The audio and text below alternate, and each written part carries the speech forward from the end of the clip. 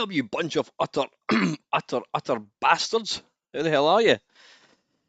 Yeah, you're wondering, Christ is late tonight. We've literally got 25 minutes left. Not only kidding. I'm off tomorrow. Hey, yeah, because I have,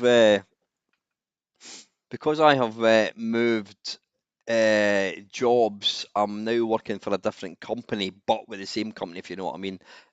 We get the English holidays, so I'm off tomorrow. I quite literally found out on Friday. I asked my boss, I says, "Do I get Monday off?" And he went, "Yeah, you will." So double bonus. So anyway, apologies about the blurriness. I don't know what's going on with the camera. I can't get it to kind of sharpen up. Right, hopefully you've seen the title. It's going to be something a wee bit different. There's only going to be one game I'm going to play, and then we're going to do something completely different. I acquired a program, and it's called the History of the What's it called again? History of BBS bulletin boards. So yeah, we're going to just watch. It's actually it's split into 8 parts, and I think each one is about, I don't know, 40 minutes. So what I'm planning to do is let's just watch a couple rather than playing games tonight. I was doing a last week. I actually quite enjoyed it. I did arcade ports on the Game Boy, and I decided, you know what, I'm going to make a video about that. So I'm not there's not going to be any Game Boy games getting played tonight. I'm going to be doing I'm going to actually get a video. Remember these things that I used to make back in the day? I might even make a squint cam just for Brian to celebrate him getting his Mister. How's the Mister going anyway, Brian? I hope you're enjoying. In fact, I know you're enjoying it. If you need a help with any kind of ROMs and what have you. So anyway, yeah. Listen, there's one game I'm going to play, and it was, excuse me, it was somebody made me aware of it a couple of days ago. I've not loaded it. I've not seen it. Excuse me. I'm just going to have a quick drink of my tea. Um, yeah, it's a version of Tapper for the Commodore 64, but, and here's the big but, it's written in BASIC. I don't know how good or bad it is. Now, I did see my mate Nick Arlasoft.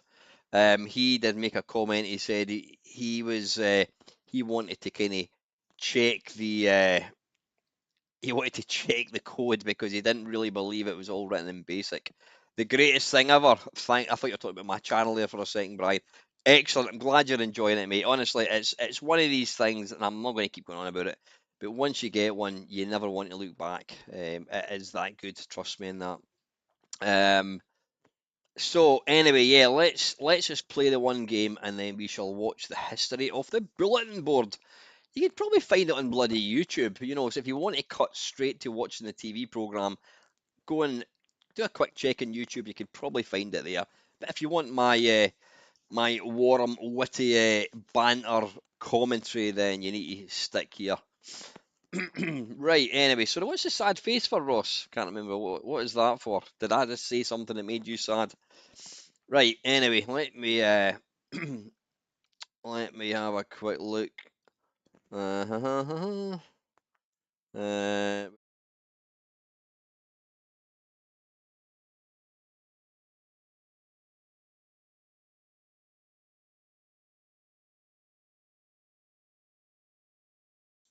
and I've even got my microphone on this time.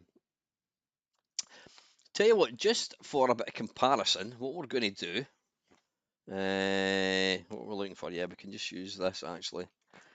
Computer. Let's take a look at the C64 version of Tapper. Uh, we should be able to go into.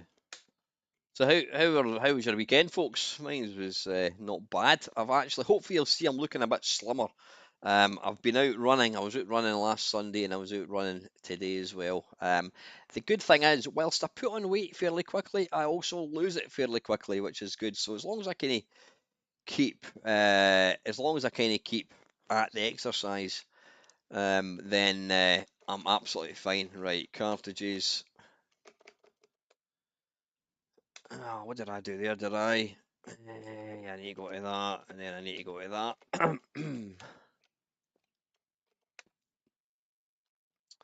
Right, Tapper, let's have a quick look. Let me know how the sound volume is, please, if you don't mind. Yeah, because I'm off tomorrow, I'll probably run this to 10:30, something like that, unless there's nobody else watching it. You know what we need to do?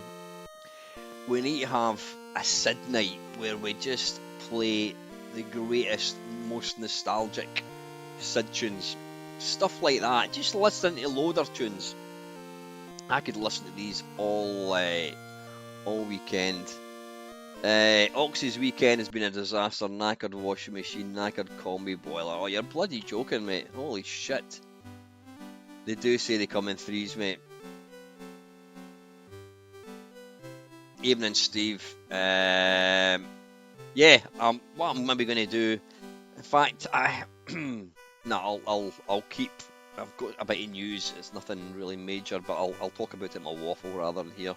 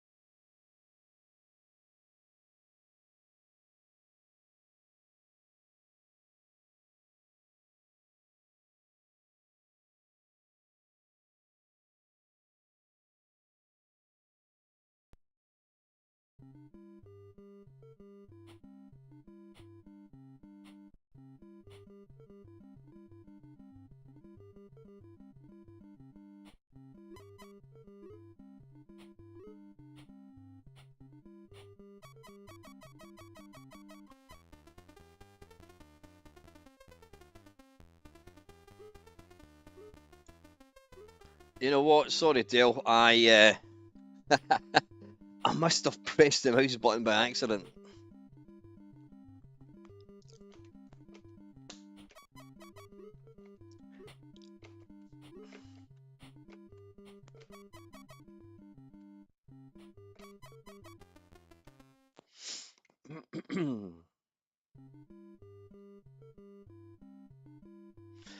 You know what, Ross? That would be fantastic. What to do, mate? If you could go to the Friday Waffle that came out on Friday and just put any questions, it's great. I really do appreciate people. As Dale will verify, Dale's a content creator. It's vital to the success of a channel that you get feedback, because when you don't make any you don't really make any, what do you call it? We don't make much money. I make about £6 a month. And what was I talking about? Yeah, the thing that makes it all worthwhile for me is the interaction. That'll bollocks. Well, that was lucky.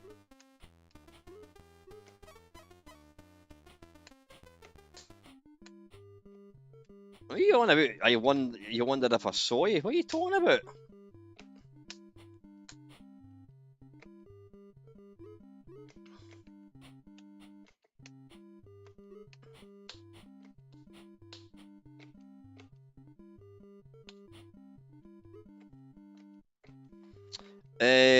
Evening, Colin.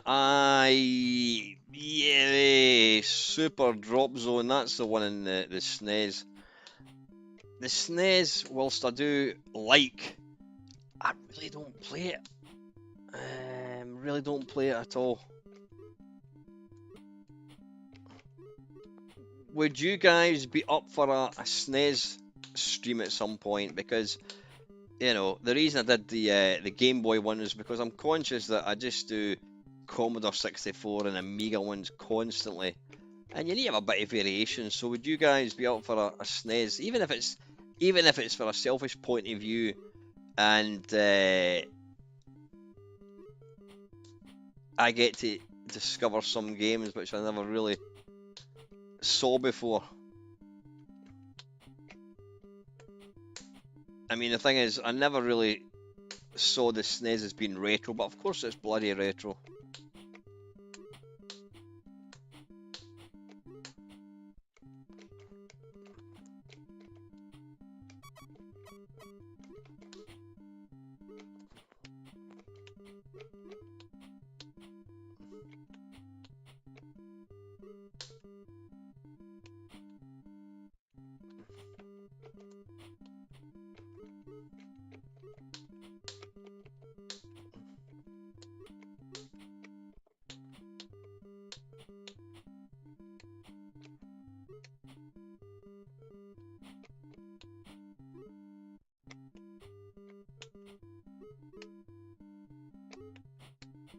Oh, bollocks.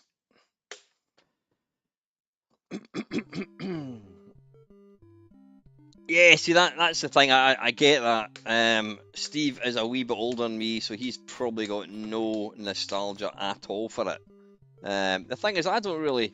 There's no games other than probably Super Mario Kart that I've got any real kind of. I don't. Yeah, I've not got any real nostalgia. Shit, what one is it? Right. Anyway, listen. Right, I'm kind of going off topic here. Uh, yeah, I know what you're saying, Ox. I know what you're saying.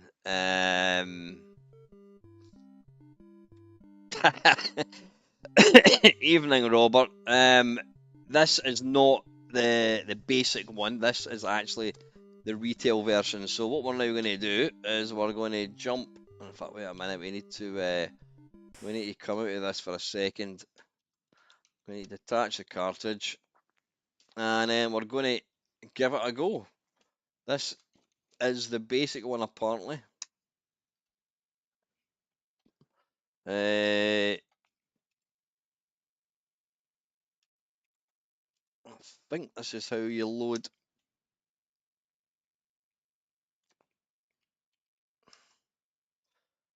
Now, you see, it says here, or sorry, it says that this is apparently written in BASIC, but it's got a little bit of machine code. How much machine code it has is anyone's thing, mate. We have royalty in the chat. Who are we talking about? Who are we talking about? Oh, Mr. Retro Gaming, yeah. Right, okay, let's give this a go. Nice, I like the picture.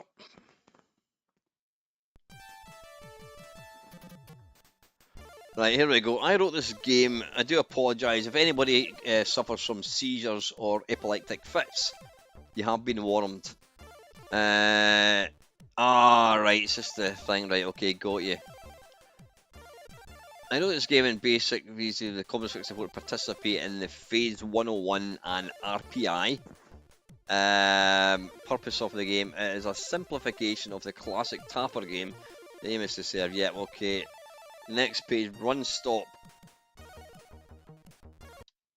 Right.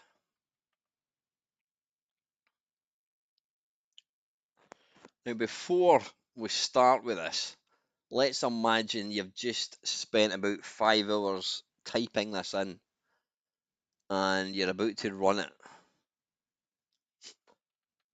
Let's give it a go. See, the NES really, it wasn't really much of a thing in the UK. The closest I got to actually knowing anybody that had one was I knew a guy that knew a guy that had one. Right, okay. Oh, wait a minute. I think I've got that in joystick portal one. Right, here we go. Right, you've just typed this in, folks. You've typed in run, and this is what you're going to get. Well, press space to start. Oh, wait a minute.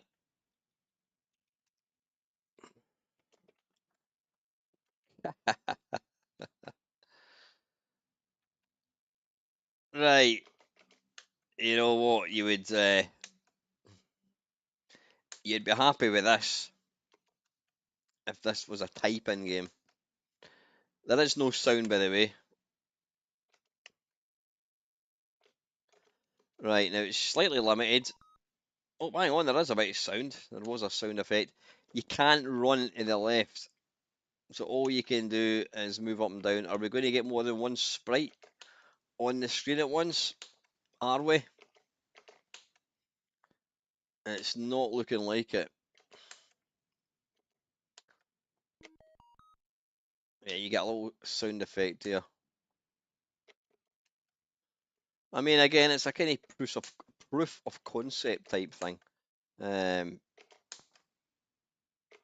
Yeah, I'd have been all over this if this had been a type in before we had proper games that you could buy. Yeah, it's getting a bit quicker. It's not Tapper, it's getting bloody quicker actually. It's also a bit quicker because all you have to do is tap the fire button. Whereas in the original you had to sort of pour the pint. Oh, hang on. Now you'll see immediately. Oh, die. um, it does actually, Colin. It doesn't look unlike. It doesn't look unlike a kind of VCS game. Right. Anyway, folks, listen. We're going to get to the meat and veg part of this live stream, and there's not going to be any games getting played. So please don't ask for any because you're not going to get any. I'm just going to turn the mister off now. Actually. There we go.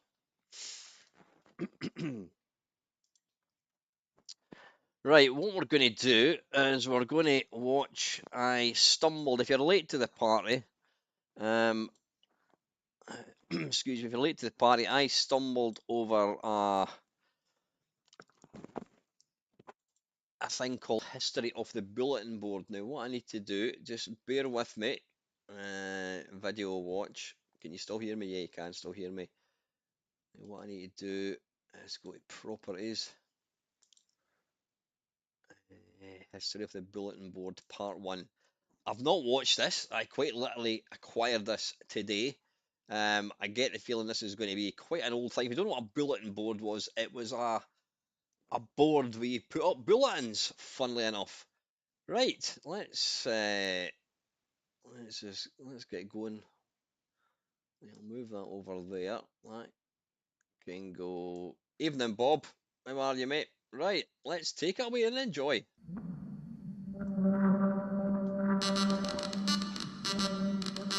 Let me know if it's too loud or whatever.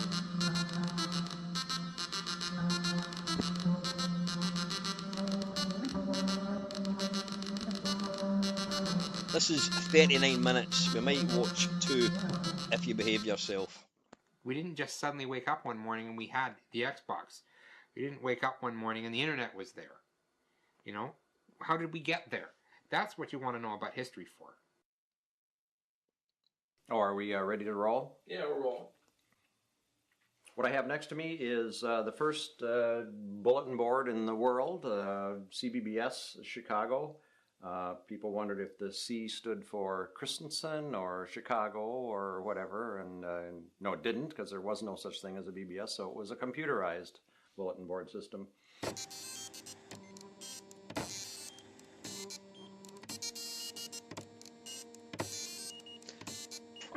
I would enthusiastically describe it to everybody. I'd be telling, my relatives, I'm like, so this is, I would dial up and I'd be talking to other people online, but not really talking. I'd be typing and leave the messages, and then later I can read more I messages. thought I was Kevin down the rabbit hole there. Oh, okay. And they look like you've got some sort of disease or something. I say it's kind of like America Online, but Peter Andre. really scaled down, And it's not an easy thing to explain. With this program you'd have on your computer, you'd dial a number, and you'd enter your name and password, and it would say hello, and then you could go to the messages, and you could read these messages. And then you could add one. And if you waited long enough, and I had to say months, other people would have called in and left messages. And after a few months, you have a conversation. And they're like, why? Because You know, they're all in their early 20s, and it's like, well, that's stupid. I mean, you know, and it is stupid. It was unbelievably stupid. I try telling it to people now. I'm like, imagine AI, you know, AIM is down and all of your buddies are gone. Your buddy list is empty and you can't talk to anybody. And cheers, there's no Robert. email. Take care, man. And people don't quite get how bad that would be. In a way, it's the next generation of things that have always been around.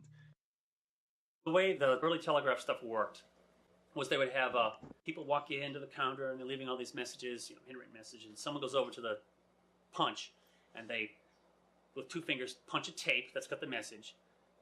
And then the guy in the back room of the office puts a little header on it. I've seen pictures of there's a rack with the tapes hanging from them, like dog leashes on a coat rack. And they tape them all together, and they put them into readers, and they're all transmitted over to some central routing place.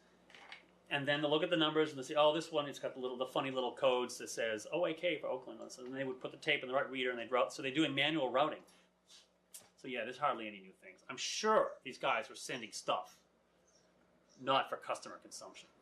Because we know, because I have a lot of teletype and Western Union documentation and machinery.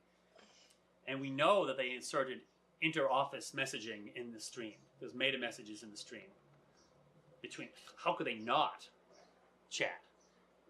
You know, science fiction fandom going back to the 30s, people would use Mimeo or Ditto to publish fanzines, to publish their own newsletters with reports of conventions they went to, or book reviews, or just what's happening in their life, to talk to other people who are similar, who have similar interests, but might not be around them. You know, one of the few really nerdy science fiction fans in your school, well, there's not many other people you can talk to, but if you find that there are people somewhere else that you can talk to, and you subscribe to their fanzine, and then you start writing letters of comment back to it, and then you decide you want to start publishing your own because you've got a lot to say, and it's just this innate human need to form communities and to find other people with your interests.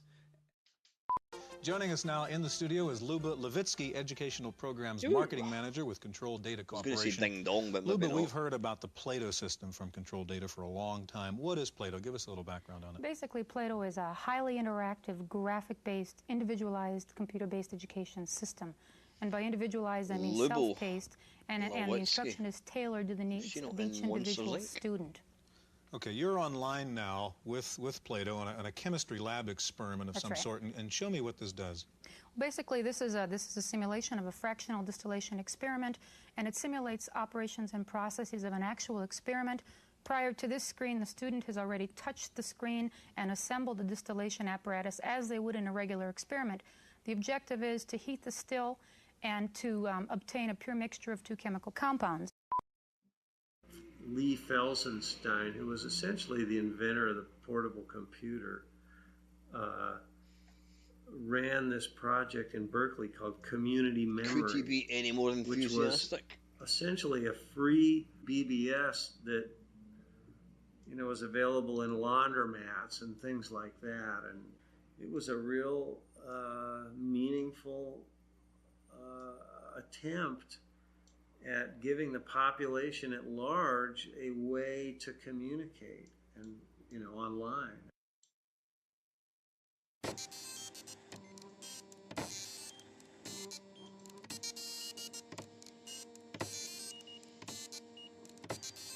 A lot of inventions aren't, you know, an invention where one person comes up with an idea and goes off and builds it.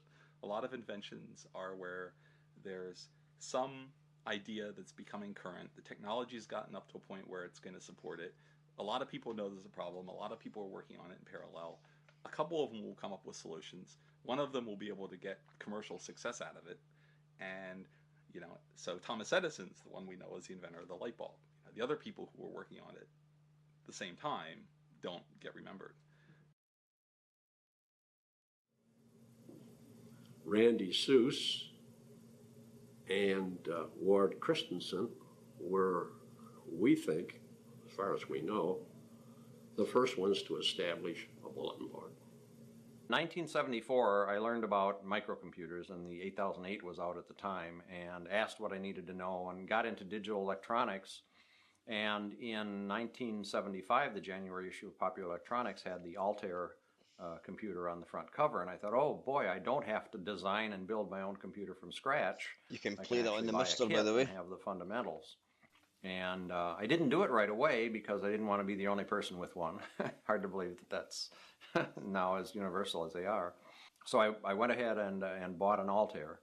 There was this computer club that was meeting in the Chicago area, and CASH, the Chicago Area Computer Hobbyists Exchange. And that's where I met Randy, and he was the real hardware jockey. I was looking for something more to do. Randy And then this damn thing called a computer came along. I had a F8 development kit. This is back before there was any idea of there being a personal computer. It was a little circuit board with a processor. I hand-coded things that would add from 1 to 10 and divide by 7. It was just absolutely amazing that you could make this little thing do that. We said we had our own computer. Wow. Everybody's jaw dropped. I went to a Comdex show where Intel had a booth, and for $300 you could buy a 8080 CPU right off the floor. Evening, Michelle. And I took that We're home and showed it to watching, my wife, and I said, the "Honey, history look, of the look at BBS." this.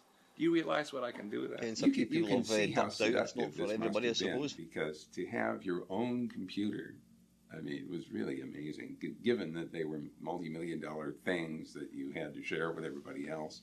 The idea of having your own was pretty seductive. We had a unique problem amongst us that we couldn't exchange software through the various media formats that everybody had derived independently. There was not one standard available between things like processor technology sols to Altairs to IMSIs to Chromemcos. It was just chaos.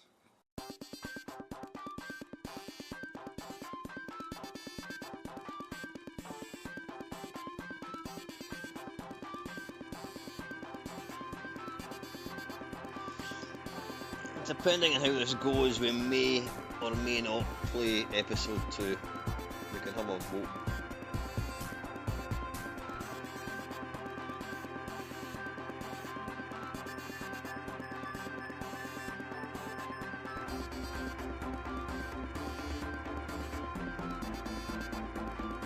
I'd love to see a documentary all about the, what do you call it, the CompuNet for the Commodore 64. I'd love to see that, yeah.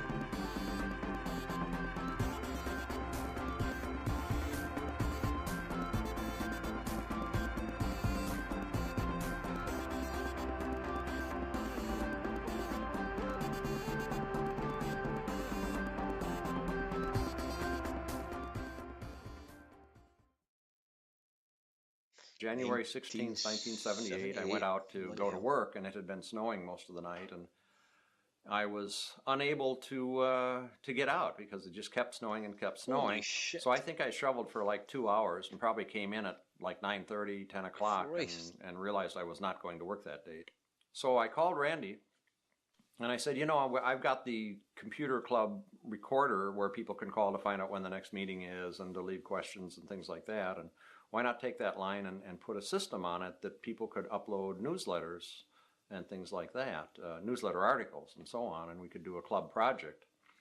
And I remember he said essentially that sounded like a neat idea, but forget the club, because you know what a committee run something will be. It'll take it forever to happen.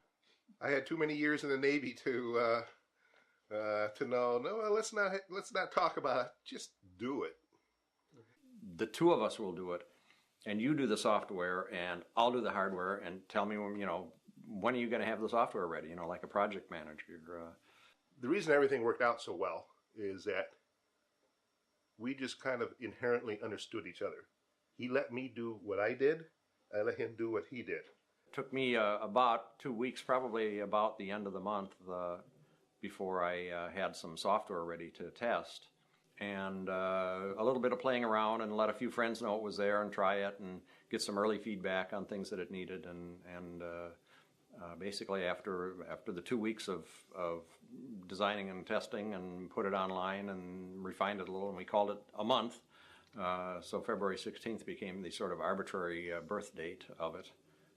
And it happened so quickly because of Randy's brilliant initiative in pulling it back from being a club project, which would take forever and would be something more like the ARPANET that I had been in, which had a lot of people talking about a lot of good ideas, but nobody was just getting down and actually plugging in their soldering irons, so it wasn't happening. The whole BBS thing was for our computer club to be able to produce newsletters. That was the whole idea of it. It worked. From wherever it went from there. It runs it to the present day, so people are still using stuff like this. What the hell? And fine. And that's how this beast came out of it, and ran for many years. And I don't claim to have done anything special. And it was sort of like if you bring two more than half critical masses together, it's going to happen. And that was what was happening to the technology at the time.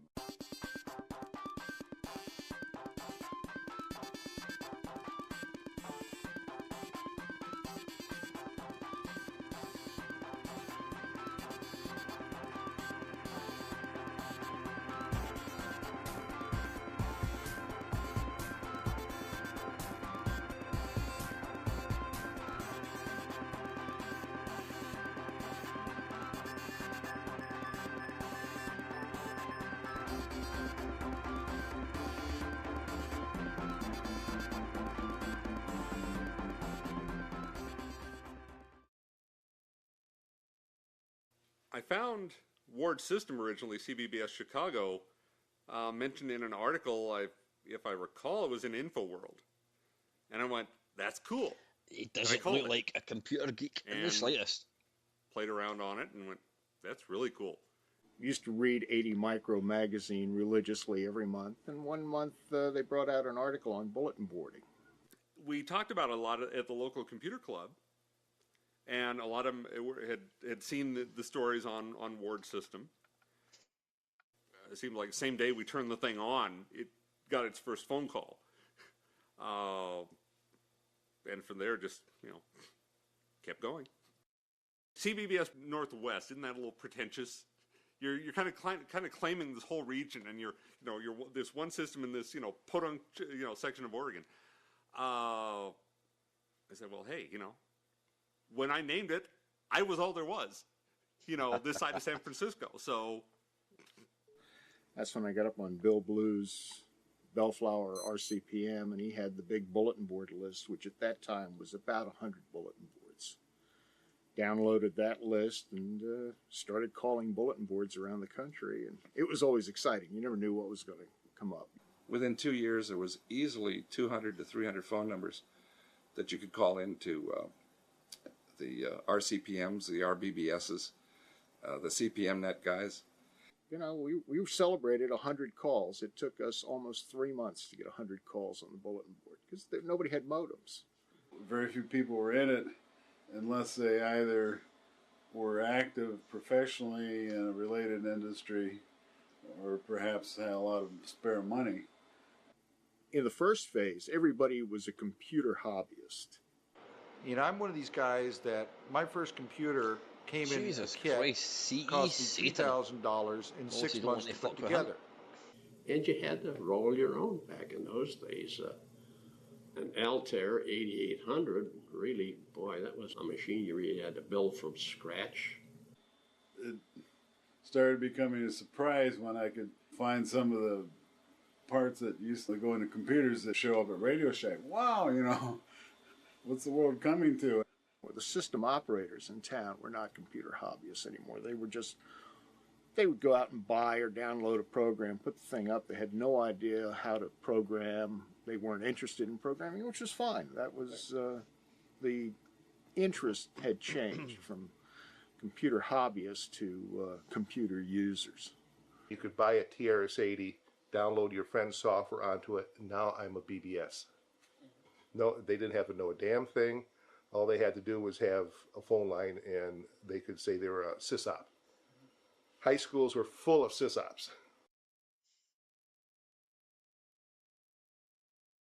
I It's Crazy Eddie's greatest home computer sale ever, and Crazy Eddie's going home computer crazy with the absolute lowest prices anywhere on anything and everything in home computers. Atari, Texas Instruments, Commodore, even the new low-price Timex Sinclair. Crazy Eddie's got them all the latest software too. Shop around, get the best prices you can find on home computers, then go to Crazy Eddie and he'll beat them. It's Crazy Eddie's greatest home computer sale ever, and Crazy Eddie's going home computer crazy. Crazy Eddie, his home computer sale prices are insane.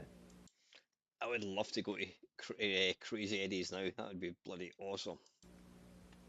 Well, one summer I'm saving up my money for a jam box, you know, because I'm a teen and that's what you do. And I had a friend who took me to play computer games at this comic book store. I was a big comic book collector, and I read in a Superman comic where they had one of these sponsored insert comics inside the comic book. It was these two kids helping Superman fight some weather demon or something by using their TRS-80 Model 100 computer in some capacity to help them.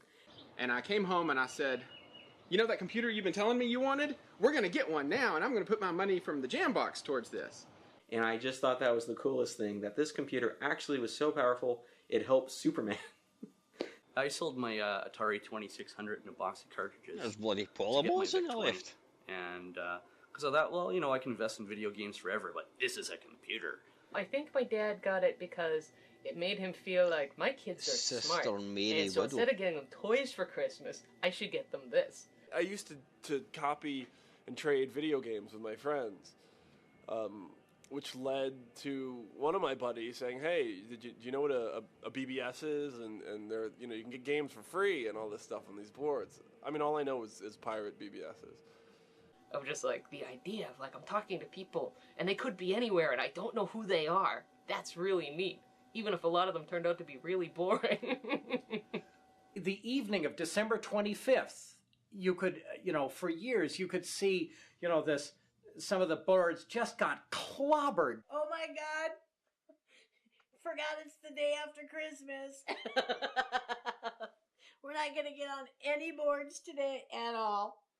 In fact, I think a lot of people actually use this as one word. 12-year-olds who got a modem for Christmas. You had this mass of new callers that had no clue. And I know a lot of boards, mine included, a couple of years, we'd actually close the system down to new users for the first 2 months out of the year. Go cut your teeth someplace else. We don't want to hassle them. For those of us who'd been there for many years, who'd had lengthy conversations as well as all the different types of interaction that happened there, the sudden influx of Van Halen rules messages and the message counts just went through the roof because they were all very short, one sentence, me too kind of messages. Their behavior just wasn't very adult-like, and they would really mouth off and bash people and steal their code. And yeah, a lot of them were just pure anarchists too. You know, they just love creating chaos. It gave us a voice that no one had before. We had no idea what to do with it. Son. Jesus, you took God. sticks of dynamite and handed them to 12-year-olds and said, "Now, if you can find the lighter, you can make this go boom." And well, we found the lighter. Why did he have a traffic light in his? There was a serious rift between any of the 8-bit users, between Apple, between Atari, between Commodore. I refer to them as Ford versus Chevy arguments. There was always this big argument between people who thought Chevy was the best car make and people who thought Ford was the best car make, and there were always this rivalry and this fight between them for what seemed like a completely pointless thing. People get really, really heated. They get very, very defensive of their computers. It's not like you go and you buy a stereo or you buy a blender or toaster. A computer is a very, very personal thing. It's an expression of how you want to work, how you want to do things. It becomes an extension of yourself, and you tend to protect your own. Each had their own group of followers. Each group of followers was very faithful to the company they chose. Well, Ataris were the best computers ever made. Forget it. The Apple II was the only software thing in town. The Commodore, I think, did more to get people into computers than anything else on the planet. When you thought of Atari, you thought of the highest quality, you know, the best games, the best, you know, the best of everything. So it made sense that, you know, if they come out with a computer, God, it's got to be the best thing around. The Apple was the ultimate hackable piece of hardware. The Lisa was beautiful, so I fell in love with Lisa. Tandy did have a great computer, which you maybe talk about, the Coco, the color computer. The 64, it was everywhere. They're great because they're the coolest. You understand what's going on with an Apple II. It's not going to trick you. Nothing sneaky. Ooh, a Metallica fan using an Apple II. They break down, you put them in the closet, and they heal themselves. There's a man. The Commodore is definitely the one that I have like 10 of them at home, just in case. I'll have one till the day I die.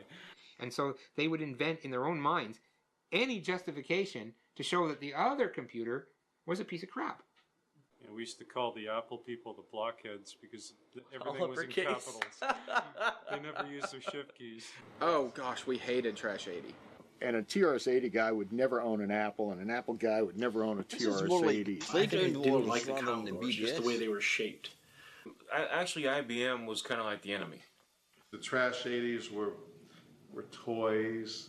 I remember seeing people, viciously attacking people non-stop in the message boards. They were people that I would actually follow a guy around and keep an eye on him and keep lashing out at him and on multiple, bulletin boards. And it got that serious. If you were a Commodore user and you were on our bulletin board, it had to be because you told us you had an Atari or an Apple or a PC. We had zero tolerance for Commodore. And not for any practical reason, except for the fact that you have to delineate yourself from somebody else. We're the Commodore free zone, so that's what we were. So that was probably where a lot of the emotion came from. It's like, why are you making fun of my computer? It's a computer just like yours is. But this extended off of the bulletin boards, these wars, because you would walk into a store and you would hear some Commodore kid that would see somebody looking at an Atari computer getting ready to buy it, and you go, you don't want that. It's not powerful enough. It can't even run a disk drive. It can't run this. And I remember myself personally stepping up and going, and getting involved in that and saying, you don't know what you're talking about. We have robotic arms, we have Corvus disk drives, we have this, we have that, we have all these sorts of things. And you'd see the two people that were kind of looking at the computer to be kind of like, stepping back some way, like, okay, let's get out of here. One of the local electronics stores had set up a BBS that they were running out of their electronics store on this Amiga. And, well, that just would not do. Right. And so various people at various times would go up to the store, and they would have this BBS. Yeah, Colin, you know what? Yeah, the C64 and Atari are great, but take the mouse ball, the Spectrum, remove the mouse ball, set it aside, and do something. So now they can't do anything on their computer. I remember him making threats against the sysop of that. Now he was 16 probably, and the sysop was an employee of the store, and he's like, "You got to take your board down, or something bad is going to happen." I remember him coming home and saying, I just followed the guy home from work, and I threatened him from my car and told him, you got to take your board down. And I'm like, what in the world are you doing? And so then we stole the mouse ball from this computer, and he posts this plea on the bulletin board. Anybody who knows where my mouse ball is, because this is a time when you can't get replacement parts for the mouse balls. Anybody who knows where a mouse ball is, please let me have it back, the biggest advantage it had that I couldn't put this to words then, but the biggest advantage was I had one. Being a natural pack rat, I got a fundamental problem with paying to throw things away. It's bad enough to actually get around to finally throwing something away, but to pay to throw it away, that just hurts. Wow. I mean, like, for instance, you kept the manuals all this time. Oh, yes, of course. What is it without manuals? I've got all the manuals up there. I got, printed out docs to my most used shareware stuff. Oh yeah, keep the manuals. From where this thing got deposited, 10 or 15 years ago. No, 15 or 20 years ago, more likely. But to work with my K-Pro, my Signalman 300 baud modem, which when I got it, I thought was the greatest thing going. And even the speed didn't seem too slow, since the printer I had at that time was a 30 character per second printer, so they were both about the same speed. And I used this for a couple of years until 1200s finally became affordable. Okay, you want to describe what this is? Yeah, well, this actually was a custom cabinet a friend built for me. I had all these boxes of floppy disks. Each of these boxes holds 70 disks. Somewhere around here or so, they changed from 360Ks to 1.2 megs. Basically, these disks here, which numbers from 1 to 1800, are all shareware. This is all DOS, very little Windows, almost all DOS shareware that I collected from BBSs.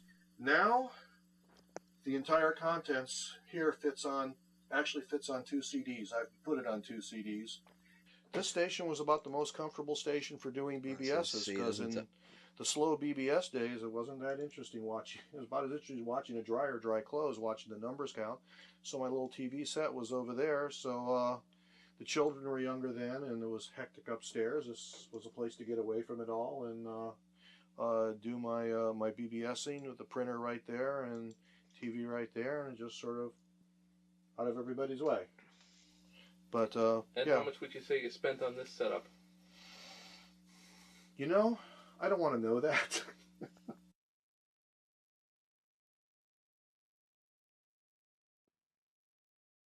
Listen to this. When a 20 megabyte drive for an IBM PC can be bought for under $1,000, the 2195 hyperdrive seems woefully overpriced.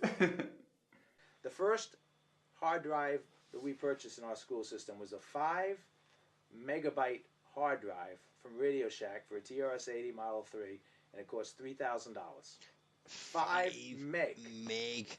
You know, $5,000. Yeah, I remember buying 2 of these things, and I remember as I put them into my car after coming from the store, I thought, wow, the amount of money I spent on these double-sided 8-inch floppy drives, I could have bought a car with. Not a very good one, but a car.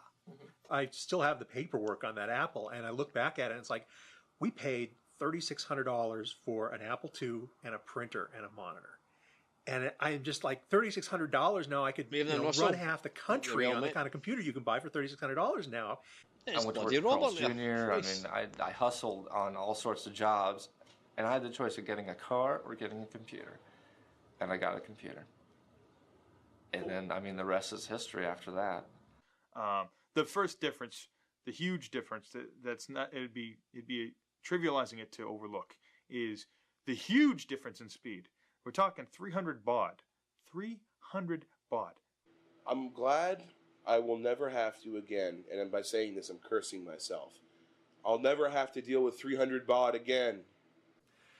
In the bad old days, an acoustic coupler had 2 speeds. There was 110 baud, and there was a whopping 30 characters a second. 300 baud. And we thought that was pretty good. 300 baud.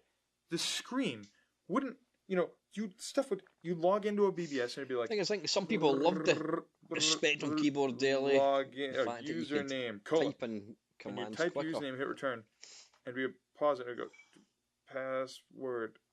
And just how long it took to draw that stuff alone, because of the speed issues, was torture. When 1200 baud modems came along, the users all saying, you need to go to 1200 baud. And I said, 300 baud, that's reading speed. You know, we don't need anything faster than... The thing is... And I was running a 1200 the baud modem. broadband speed now, we're going to look at in 20 years' time and laugh, and just, you can't believe it. It's amazing when you actually connect to 1200. It was absolutely amazing. It's like any technology. Called one of the few in town that supported 2400 baud. One of the few boards in town. And it was awesome. And you would actually seek out the places that had 2400 baud so you could take advantage of this high speed that you had. Even if the place sucked, it was just like, whoa, but look how much faster it's coming through. This is so cool. But I was always 3 lowercase o slash 12 lowercase o slash 24 lowercase o, because I remembered the early days when I wasn't allowed onto some boards because I didn't have high enough baud rate. Impressed. I remember the first time when I called up to a board and a sysop pulled me in a chat and says, I got this new 9600 baud modem, man, and like, you're still at 2400, and it's sad. What's wrong with you? I probably got like $800 for my bar mitzvah from various people. It added up to $800. I spent 650 of it on a 9600 baud modem, which I thought was a good investment. $650 for a 9600 baud modem, which of course, as soon as I bought that, they dropped down in price. And when I could get a 14.4 modem and download Doom to play with a kid who ran a BBS because he couldn't find anybody to play Doom with him. That was just a wondrous device. One particular Saturday night, I'll never forget, I had company at the house, we were playing cards or whatever. This guy called my board and he's uploading something or other. And the next morning I woke up and he was still uploading the same program. I think you're right, When you found the big file and it was across the country, you really thought about it whether you wanted to download it now or take a chance on finding it locally. Absolutely. Anybody who's probably under the age of 30 or 25 these days has no concept of what the phone companies used to absolutely rape you for calling long distance. I mean, quite commonly, to call California during the day would cost you upwards of $1 a minute. And that was in the deflated dollars of the day. I think the first month I got really into de-dialing, we got a $500 phone bill. Ooh, A lot of people like me did that and then ended up losing their telephone for a while because of the $650 phone bill for 1 month. I mean, I never knew, right? I didn't know that BBSs that were also in 312 could possibly cost any more money than one that He just looks another happy. one My that was in girlfriend got a 312. smile on his Till we face. got the first phone bill. My dad was very nice. He said, "Okay, this is a learning experience, but you're not calling during, prime time anymore. First of all, you're not staying online for 8 hours anymore. Second of all." I mean, I was the expert on what the phone book, in the Yellow Pages, if you turn to the front of the Yellow Pages, they had all the plans laid out that you could get in Massachusetts. So we actually spent time saying, okay, you can call where, and where can I call? Okay, now that means we now have a combined calling area of this much. Pulled out page 17 from the Yellow Pages, which said, okay, if you live in this town, here's the, this is what phone numbers start with, that are local to you. So we used to figure out exactly where the bubbles lied and where they overlapped, renew the so we could make contract. those calls. So be like, okay, well, here's a page long of numbers which I've got. All right, this one is 376. Okay, that one's good. Mark that off, and I would call that one up. And I actually had to call Illinois Bell when they were Illinois Bell and ask them for what they call a band chart. After dinner, I would go to my little hideaway downstairs, do my BBSing to the local BBSs, waiting for 8 o'clock. Then I'd hit the crosstown ones. On the weekends, I'd get up before 8, before it went back, and do a couple. Oh, yeah. Just a quick one, folks. I was going to maybe watch 2 of these. And I think what we'll do is for the last hour, we'll play some games.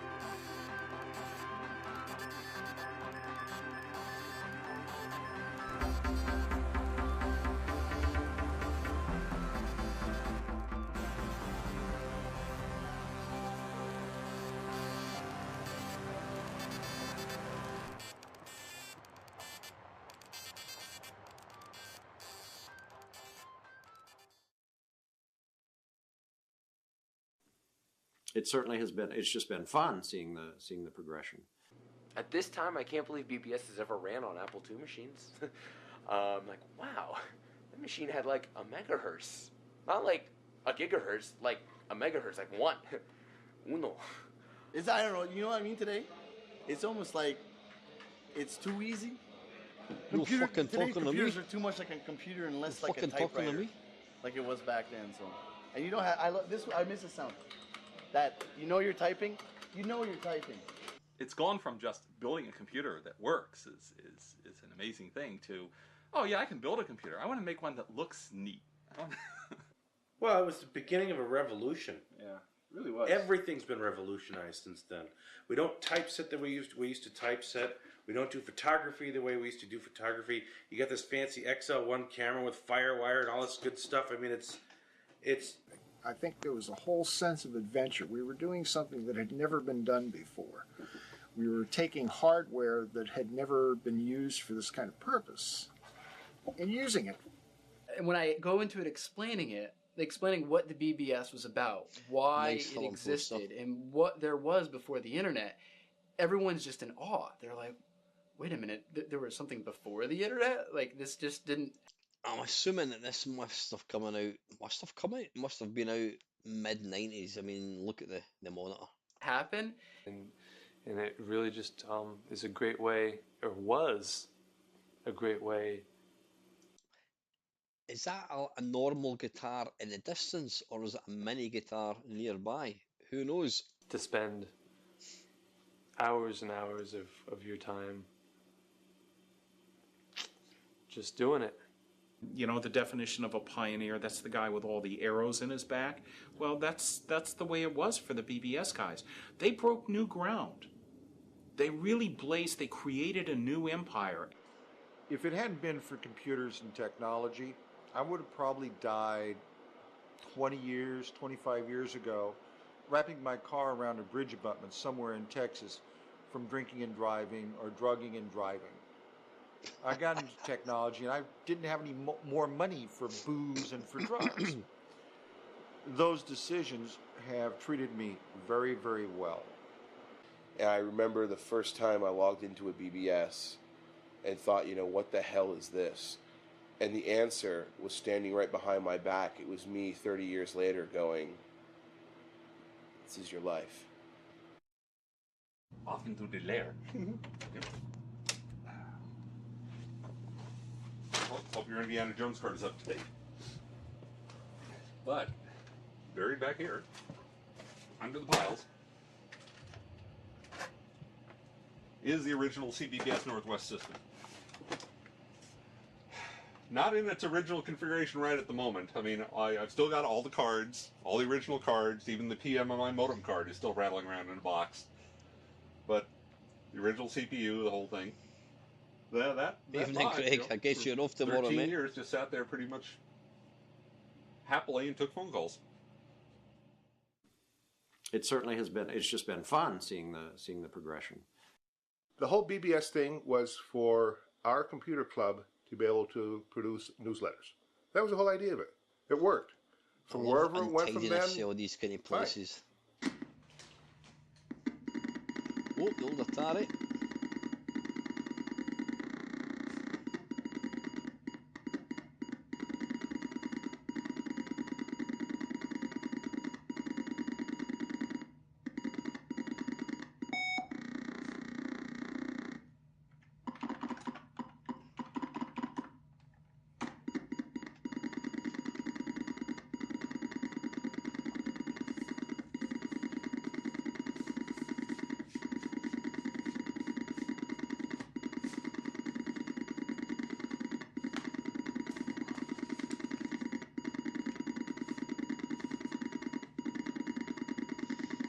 Distinctive beeping from an Atari So I just disk loaded drive. the BBS.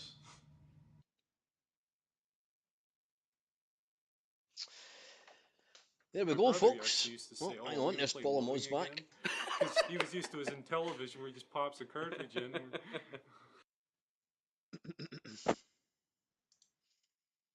Yeah, there we go. That was the history of the BBS. Now, there's actually it's in how many parts? 8 parts. I may do another kind of watch through next week at some point. So listen, I'm yeah, rather than watch another one, it's quite a dry subject. I personally love these. I think they're really interesting. I think a lot of people do enjoy watching them. But yeah, what I thought we'd do is just for the last kind of hour, 55 minutes, whatever it is, I'm going to play some. I'm going to play some BBC games. More specifically, I'm going to let you see. These are all conversions for the BBC, and they were done by Richard Broadhurst. Now I know Richard does actually watch this channel. I don't know if Richard's in tonight. He does occasionally watch the live streams. If you're in, Richard, please say hello. Yeah, hopefully we can get them working. Yeah, these are all programmed for the BBC. Now wait a minute, we want to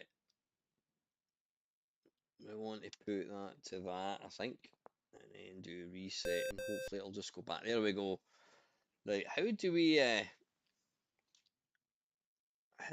start a disk? How do we put a disk in? Can anybody tell me how I put a disk Mount. It's not that. How do I put a disc in this thing?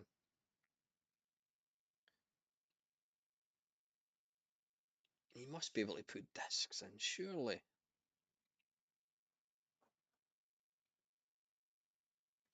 And I need to go for something else. Ah, what happened there? What did I do there? What did I do there? Mount, is it SSD? I don't know. Ah, right, there we go. Right, so these are all, I'll just jump to full screen again. These are all ports that Richard Broadhurst has programmed for the BBC. Now, I have done a video of them quite a while ago. Right, let's try this. How do I? There you go. Mount. How do I then? How do I load?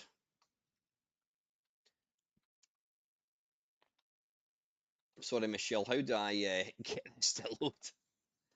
Because I've just been used to having the hard disk image. How do I actually load a disk?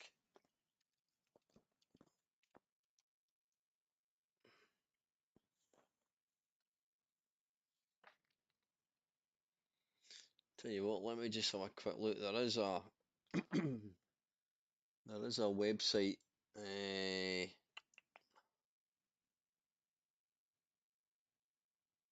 Is it this? Right, hang on. Amstrad, BBC.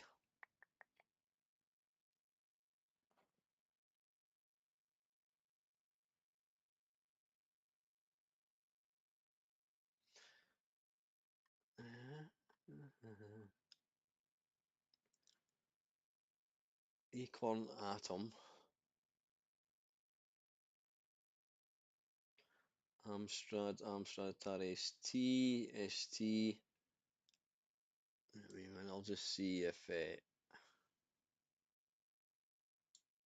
Shift plus F12.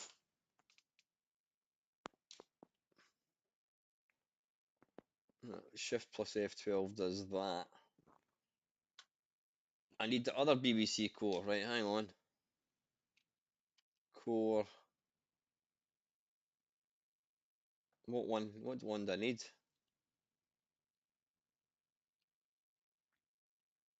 Ah, BBC. No, that's the one I've just loaded. So what's the one?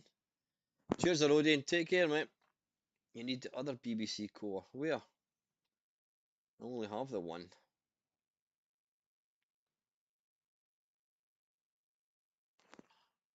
How? What is the break? Does anybody know what the break button is in this?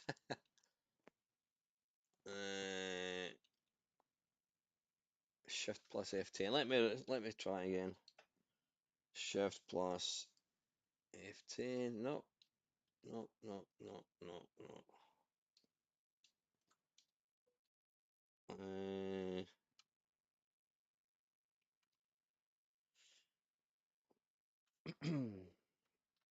Right, so I've put the disc in. Cheers, LFC. Take care, mate. Auto start. Oh, wait a minute. If I do that, will that then maybe automatically boot the disc? No, it keeps putting that thing on.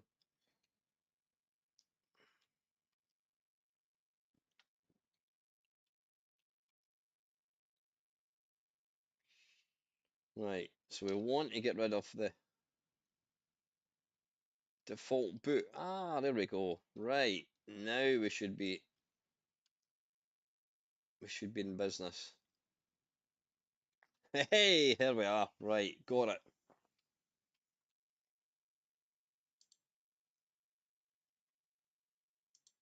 There we go. Right, we're up and running, folks. What I had to do was I had to what do you call it? Default boot. I had to change that. That was set to VHD, and I've had to change it to floppy. So these are all running on the BBC.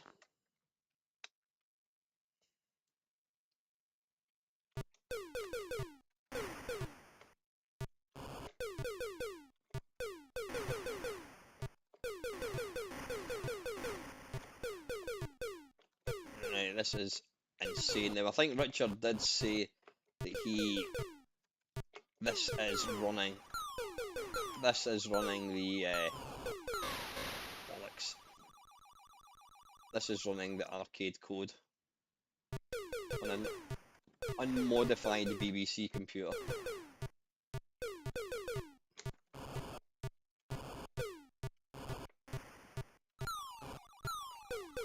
Hey, Controdus, how are you, mate? It's been a while. Hope you're alright. Oh, bollocks.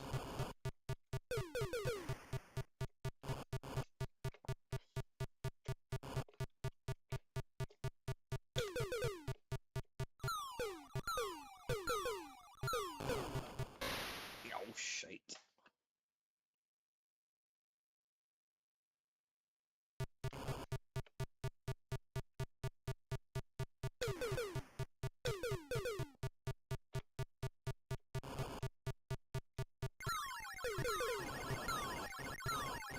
That's a little bastard, that.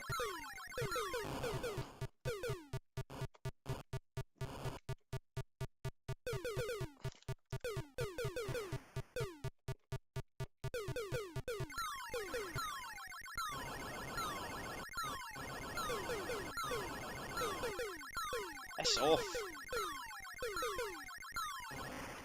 Oof. Yikes. Yeah, this is running on a... Evening Country Roadus, yeah, it was originally going to be... we're watching some vintage... We watched a TV programme all about the history of the bulletin board.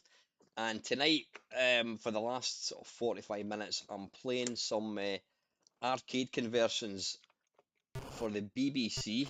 And these were written by the wonderful Richard Broadhurst.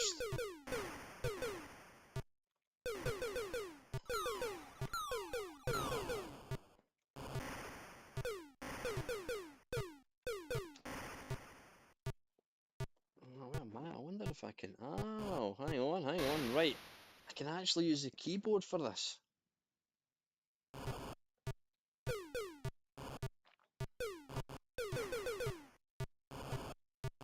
Brilliant, right. That is much better. I mean, it's a bloody arcade, isn't it? Oh, crap.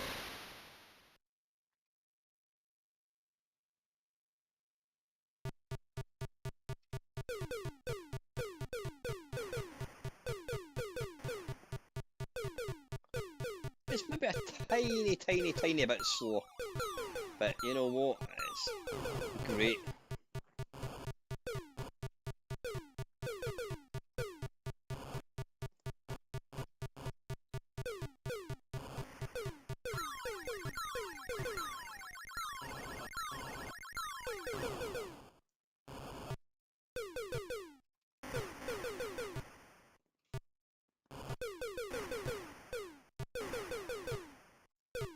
I mean, can you imagine having this on your BBC back in 1983? It's an arcade. Asteroids. Oh, balls. Yeah, what a phenomenal game. Right, next one. Let's have a look. Canyon Bomber. Right, I'm not really that sure of that, so I'm going to skip past this one. Reset.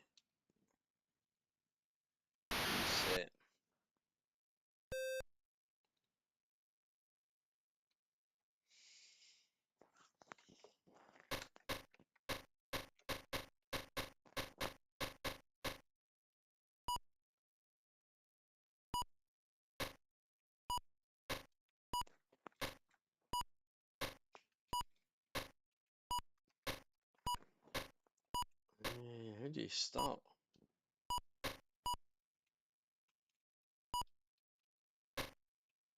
No, I'm not sure how we get this started. Oh, hang on, there we go. No, that's not working. Try the keys.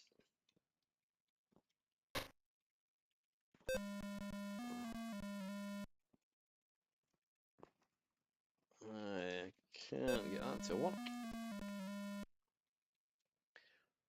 Move empty side of springboard, blah blah blah blah blah blah blah. Okay.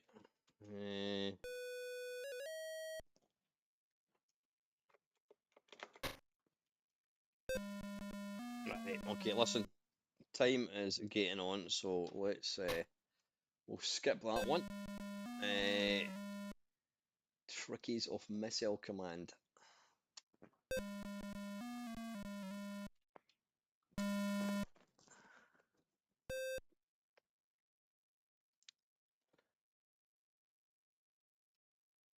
Something niggles me.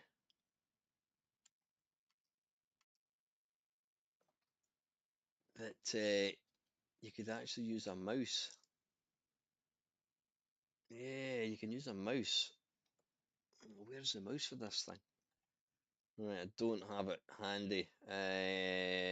Can we use a joystick?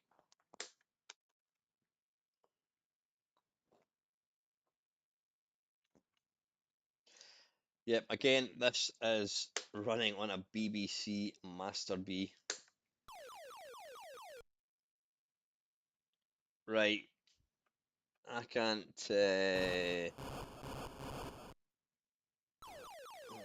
minute, can we use this? Ah, right, it's working now. Wait a minute, that's that. That's. Ah, right, it actually does it. It picks it for you. How impressive is this? This is insane. Now, I know I have covered these games before. This could be an arcade. Look at it. This is on a BBC, folks. Yeah, now I'm playing this using a joystick. It does actually support the mouse.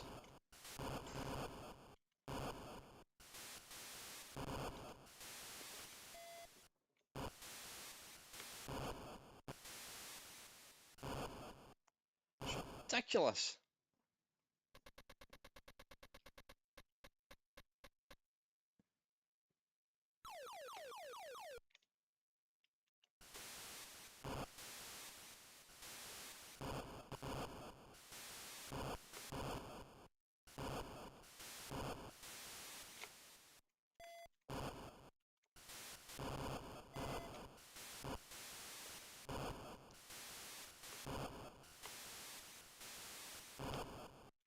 Oh, bollocks.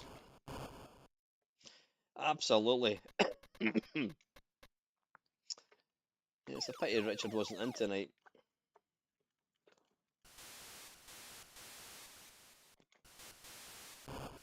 I'm using a joystick for this. You need a mouse. I need to just concentrate on defending the remaining cities. Oh, bollocks, I left that too late.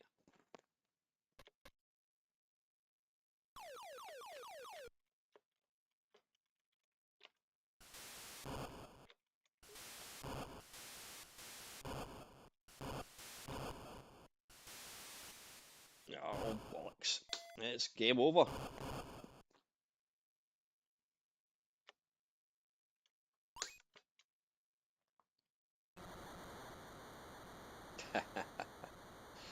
That was extremely scary, that, in the arcades.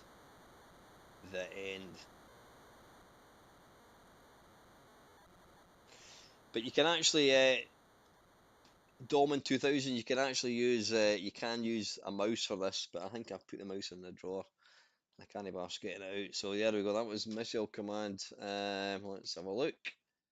Ripcord, yeah, I'm not going to bore with that one. Super Sprint.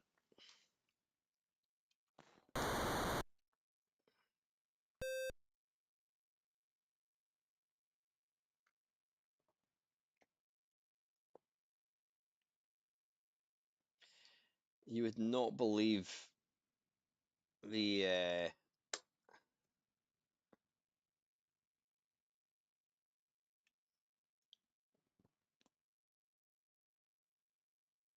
sorry, I'm too busy looking at the cars here. Cars comments even. Where do you start? Push start button.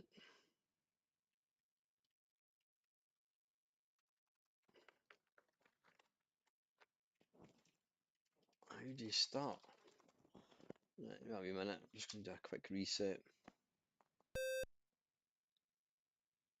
Start game is S. Ah, right, you've got gears as well. Bloody hell. So 5 to put in that. S to start. Right.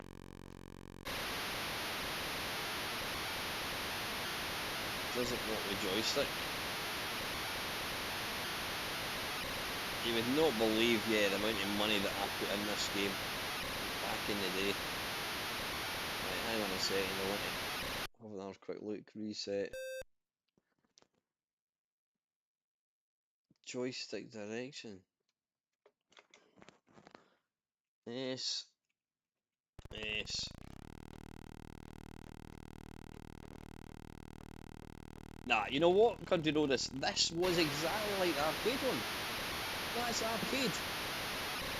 You don't believe me? Let me just have a quick look and see. I don't know whether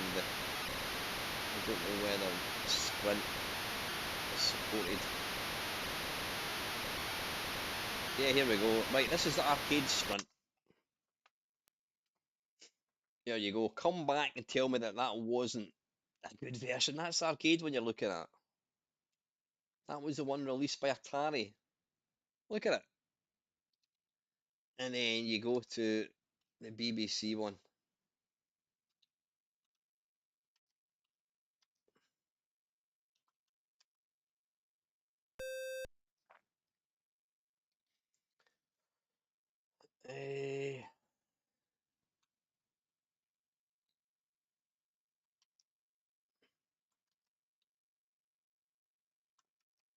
Oh, wait a minute. What do we do here again?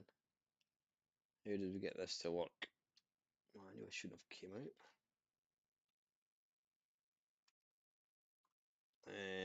Auto start, right, we want to go to that. Yeah, there we go. Yes. Yeah. Now we got to reset.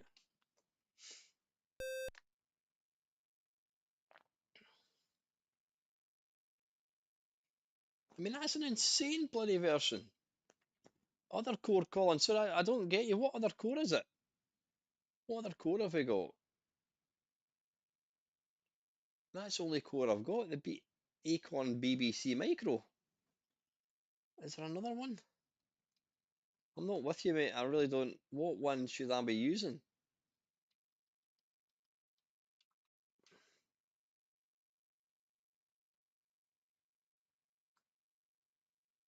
I don't. What other core is there?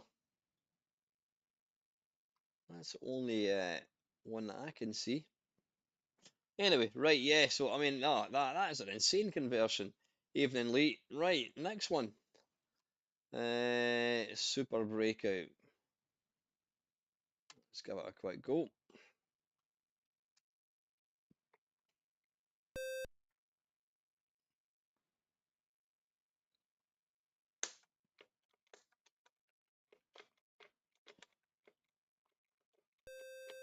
Right, I really wish. Wait a wee minute.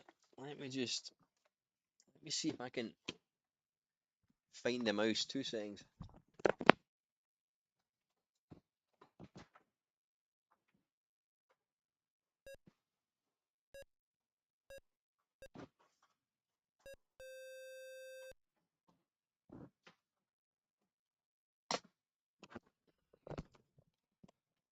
Well, that was bloody easy. Well, to be fair, yeah, I'm not sure. I mean, that seems to be working. That one seems to work fine. Right, this is... Ah! Excellent, there we go. I am now using the mouse.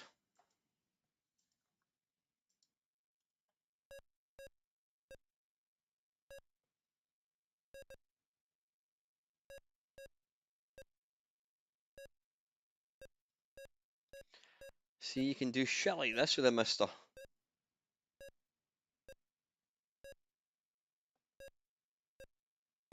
Dale, have you not got that VHT image for the Mister?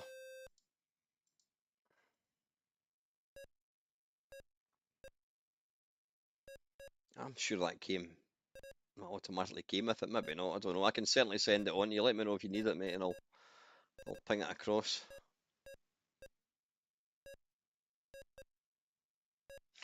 Right, I'm going to actually have another shot of missile command.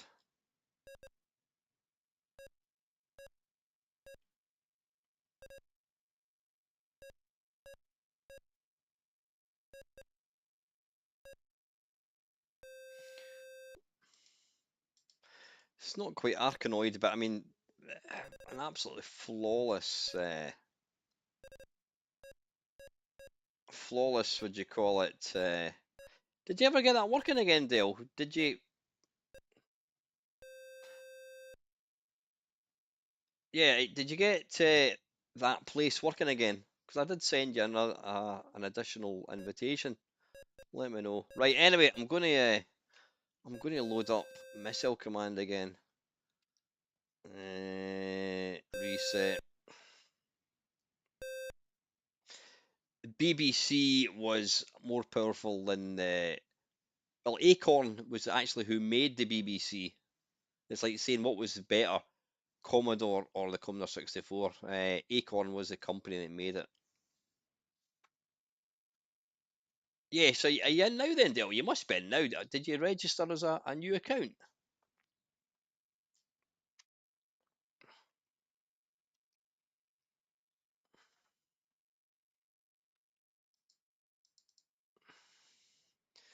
Right, so this is Missile Command. And I'm using... I'm in how do I start? How do I start? Oh, I missed that there. Ah, there we go. Oh, wait a minute. Right, that doesn't like that. Hang on, hang on.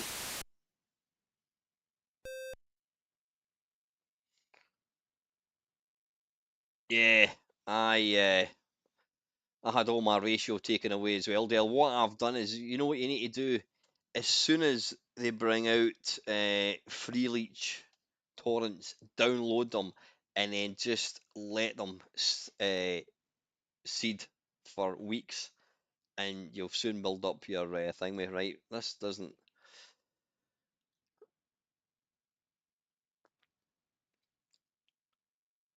Fire to A analog joystick trackball.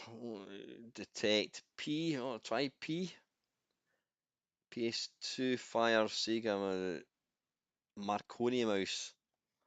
I have no idea. I'll try. So it's A, X, or M. A, X, or M possibly. There we go. Right, now we're in business.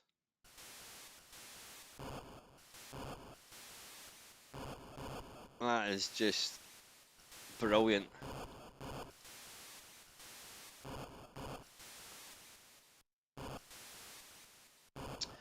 It was, I think, yeah, I know Repton, I think Michelle is the resident BBC expert.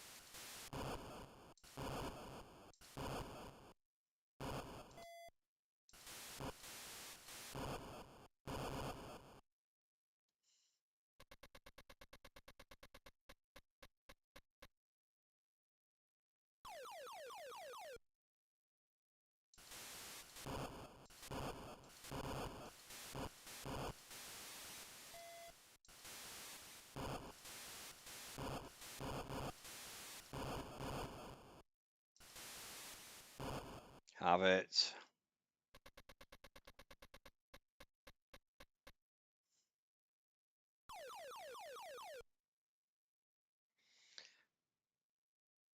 Oh, I couldn't bloody see the cursor there for a second.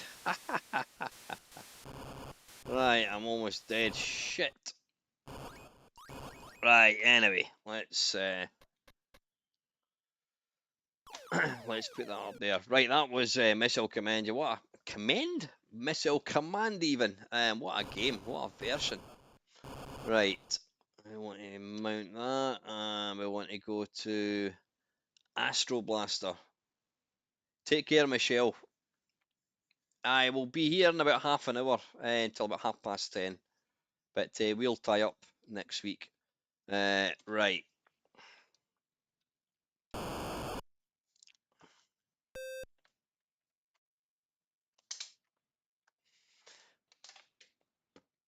ZX up down. Pilots needed in sector wars. I mean, listen to that. It's even got the speech. Jesus. Astro Blaster. That is so bloody cool. To battle station. That is ridiculous.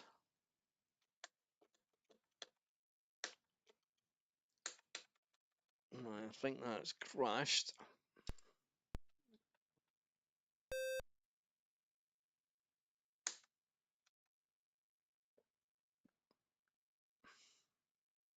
Fighter pilots needed in sector wars. Play Astro Blaster. To battle station. Right, something a bit weird's going on. Yeah, something's. You'll see the scrolling is kind of wrapping around. That's not working as it should. I can't move. You can see there the screen's kind of out of alignment.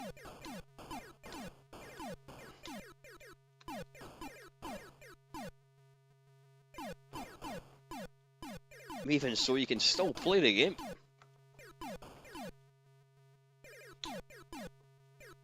Again, an insane conversion.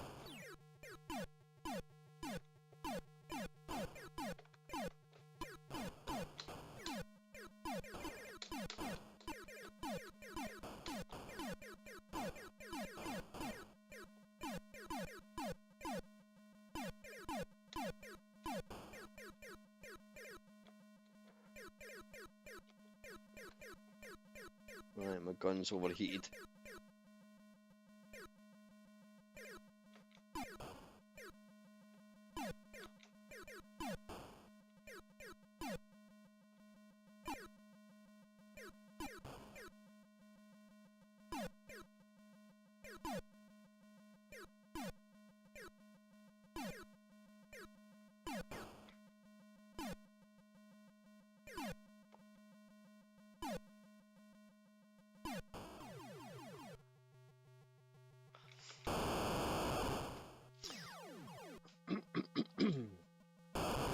Well, that's a shame. That's a shame, Colin. Anyway, right, let's just see what ones do. Carnival, not a fan of Carnival. I can shoot. Well, in fact, I'll let you. I'll just quickly let you see it anyway. Is there no way to get them working?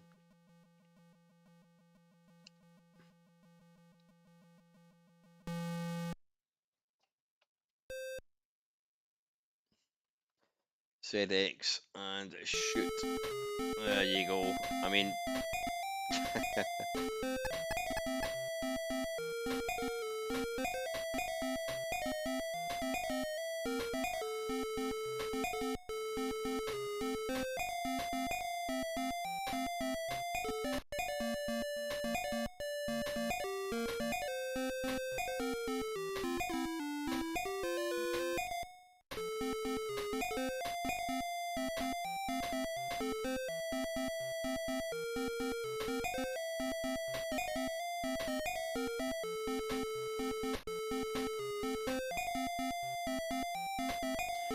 A lot of people really like this game. I know Charlie Farr's a big fan of it.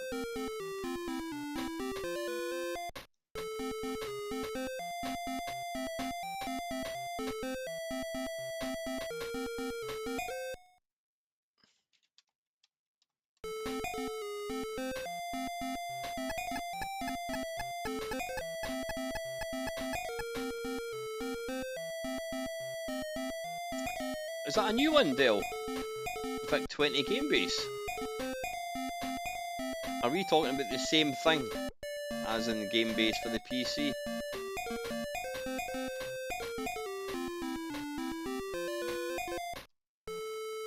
Anyway, you get the idea. Yeah, again, another flawless version.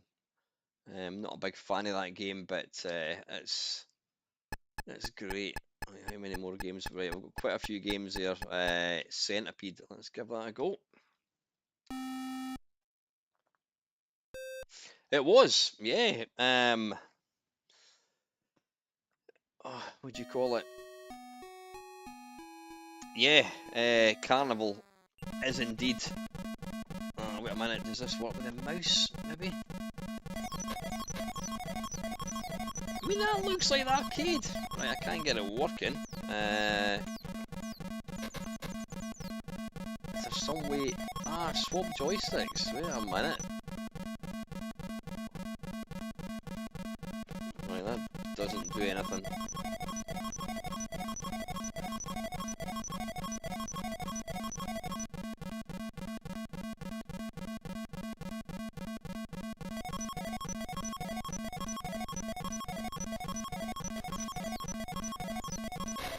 Right, let's reset this. Does it tell you how to get the controls working? Press fire button.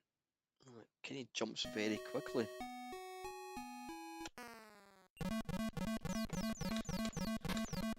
Alright, I can't move, unfortunately.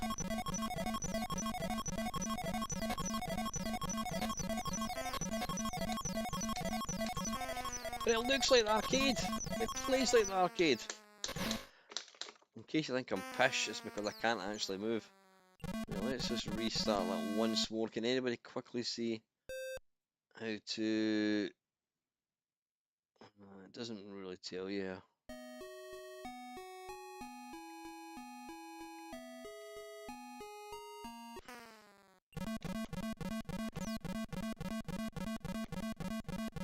No, that's a bugger. Right, I don't know whether that's got something to do with the mister. Mouse as joystick. Yeah, that's a good point, Michelle.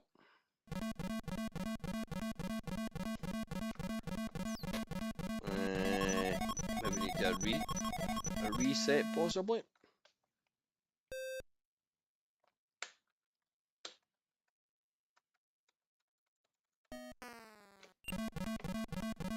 Nah, still not. Yeah, swap joysticks. Yes. Right, okay, listen, we're not going to mess about too much. Right. But again, I've played that in Windows and it's fantastic. Right, next one, Frogger.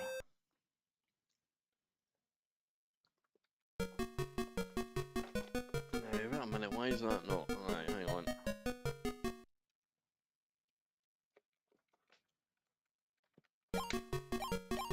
Right, we're in business, folks, we're in business.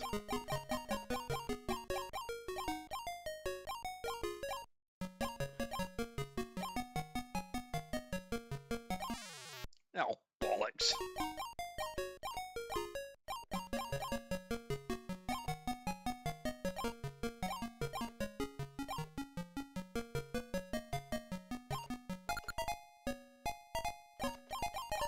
I mean, what a version. I know Frogger's not the most difficult game in the world to emulate, but I mean, come on.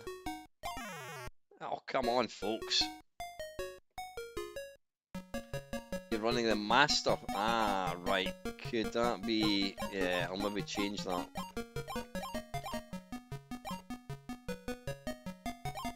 Let's get that thing. I'll have it.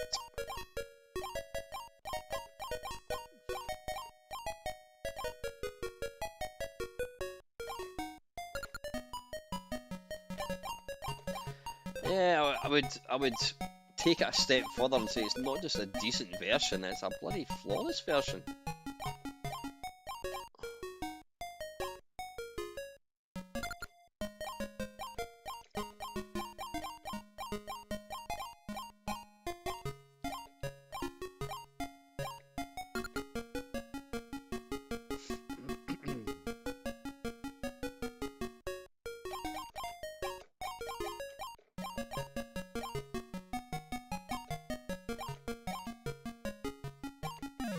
Oh, bollocks.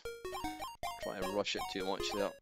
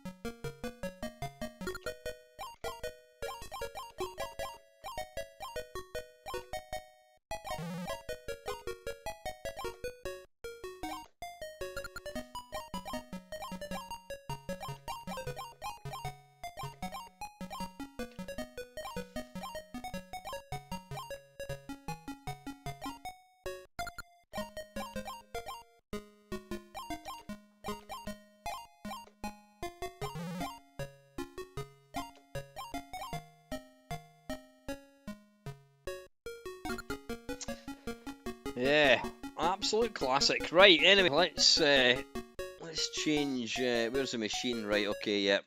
Michelle's kindly pointed out we're running a master. Oh no, wait a minute. See if I run that version, it doesn't let me. It doesn't let me put in a disk, which is weird.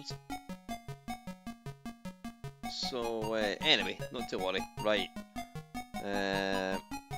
Let's crack on. We're here for about another 15 minutes, folks. Right, Moon Patrol.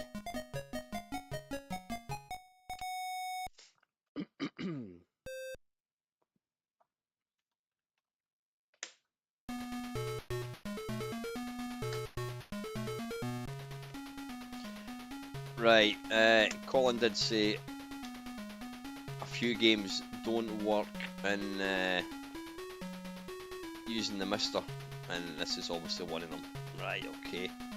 Yeah, if I put that to that, Model B, I can't see where you put the disc in. Mount. If I do no, mount, no. No.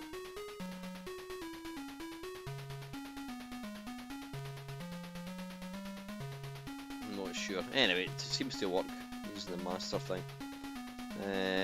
Right, okay, this doesn't seem to work, unfortunately. It does work in Windows, trust me on that, folks. Right, Pac-Man.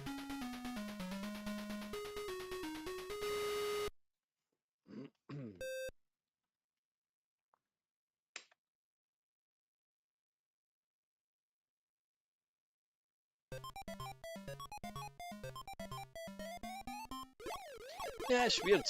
I mean, look at it. This is bloody Pac-Man. And I know what you're saying. Mamemeister, he says he's running arcade code. Of course it's going to be arcade perfect. But the fact that we're running this on a BBC computer. So you could have been running this back in 1982, something like that, or more. What am I talking about? Probably earlier, actually. Ridiculous.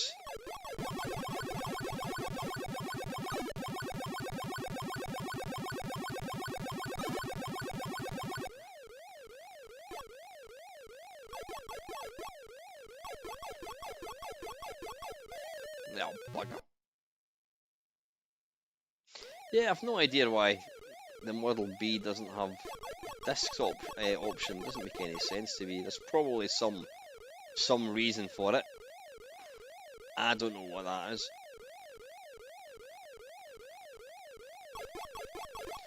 Right, I'm going to attempt to do the safe thing now. I think when the ghosts are patrolling the outside of the maze, you'll see, well, the arcade one, they go to the outside of the maze eventually. Is that them doing it now? Now it's here, I think it is. I don't know whether this is going to work. See, they're patrolling the outside of the maze.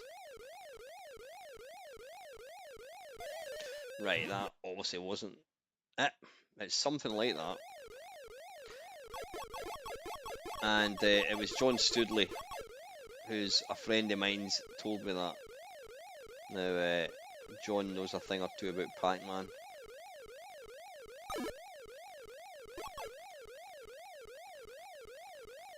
See, they're in chase mode at the moment, and then you'll notice they peel off and they go around the perimeter.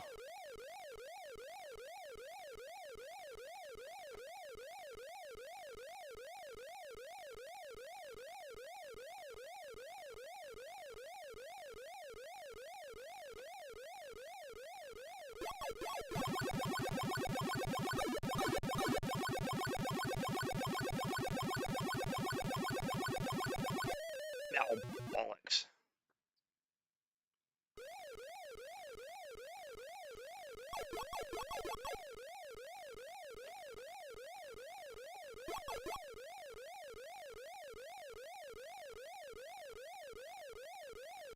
But again, I can just imagine what would have happened if this had come out back in 1983. It's just ridiculous.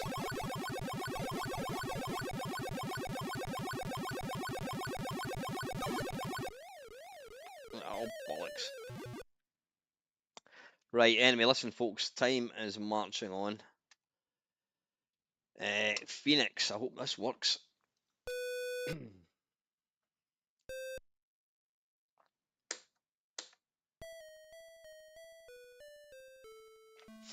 Oh, bugger, that's a shame.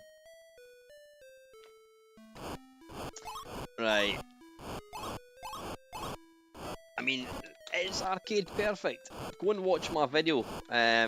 Just go to my channel, type in Richard Broadhurst, and you'll see a video I show these games getting played. There's probably some way to get this work. Excuse me. There's probably some way to get this working. Pardon me. I've got hiccups, folks.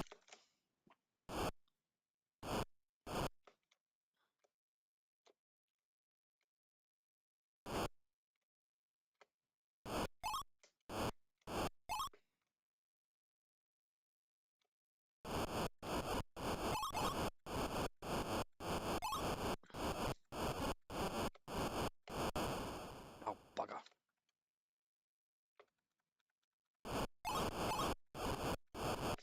Cheers, Dale. Thanks, mate.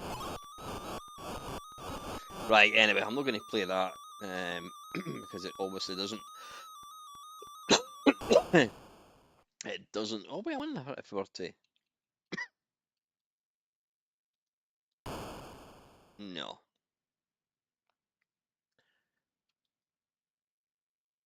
Oh, wait a minute, is that? None.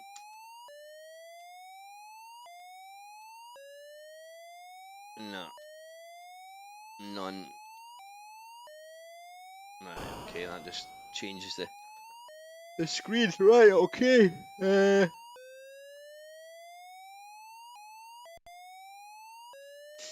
a minute, default video mode.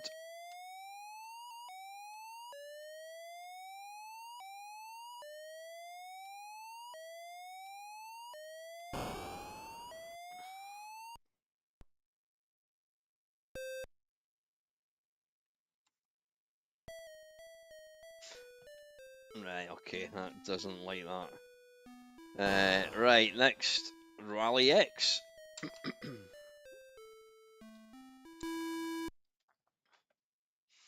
Fingers crossed for this one. Oh, damn it. Nah, it doesn't like that. Again, I can promise you folks, it is just like the arcade. Default video mode is what it boots to 7. Did I change that? What did I change that?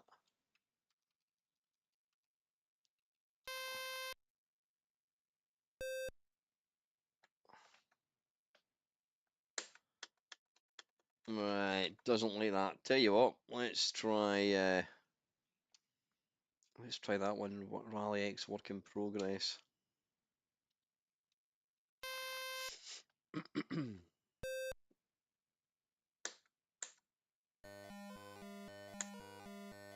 that's a shame. Oh, wait a minute. Nah, we're kind of getting it work. Nah. Right, that's a shame. A couple to go, folks. We have got Scramble.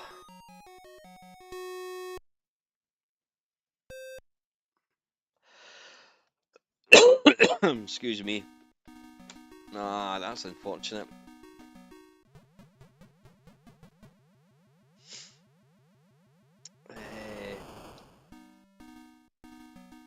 Tell you what I'm going to do, folks. Just to finish off, I'm going to put this down. I'm going to switch the mister off.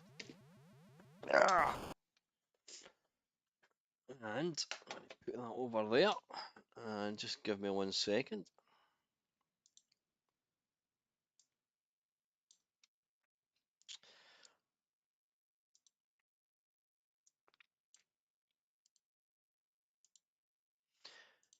Don't go anywhere.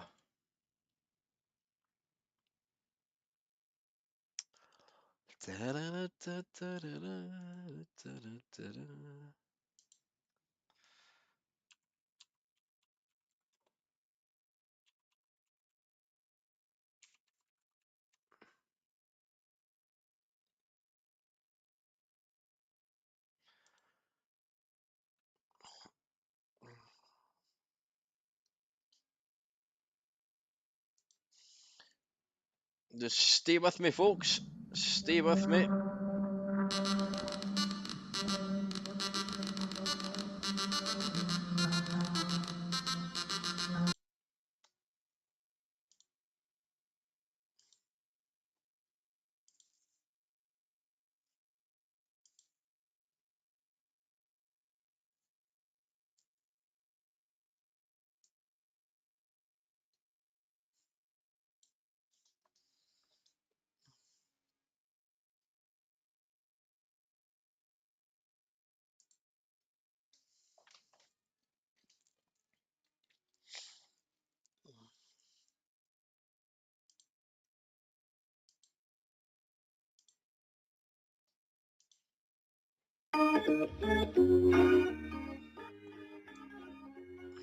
Right.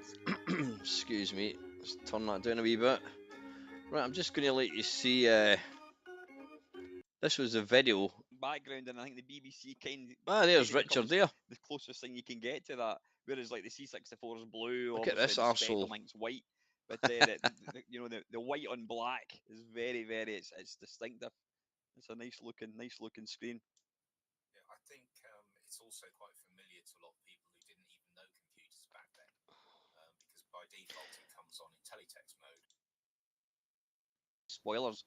Yeah. Right, next one, Canyon Bomberport. I'm not familiar.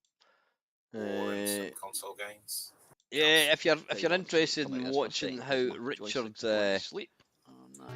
actually works in these machines, then go and check that video out. Just type in Richard Broadhurst Mamemeister. The older viewers may remember as Power VR. The graphics company did the GPUs for Matrox in the M3D in the first place, and then the Millennium and the Mystique. I ran their DirectX team, well, Windows driver team. Racer, they're brilliant. Hey, they're good enough Holly. to not make it high on the list of games to do. I've seen Holly for a bit. And that was pretty tricky. Moon Patrol that spoke it actually made in public. Back in 1983, or I mean, you know, forgetting the whole that you're using Atari's ROM. And that was the early games really did have. Tell you, just when I see these helicopters, I'm absolutely packed. Yeah, definitely accelerator and brake. You're going to really struggle to play this. I have converted it for the joystick, but basically you've got analog joystick for the direction you want to go in. Then you've got the numbers, I think 1 to 4 for changing gear. One of the 5 buttons is accelerate. So maybe we can just look at it and go, "Well, yes, that's pretty." I'll give it a go. So this isn't joystick then at all, no. No. This is joystick. Yes. Oh, it is joystick. Let's give it a go. So. Well, it's analog joystick. Right, let's see how I get on. Ah, right, so it's going to be all over the And I place think then. it's S to start. Well, 5 to insert a coin, 1 for one player, S to start. So maybe not one player, but maybe the S to start. Fire button's going to be accelerate. Ah, right, wait a minute, right. Push it in the direction it goes. Ah, right, okay, got you. Oh, wait a minute. Yeah, there's Super Sprint. Say 1 to 4. It happens nearly every beginning. Ah, got you, right. Again, Gadget's video that we were talking about There has you go. That's a better display of that section game. where it has this game with the speech playing in it. So this was the one I was saying that I had to learn about the vertical scrolling. Because in this game, sorry. Sorry, I'll take put the joystick there. Oh yes.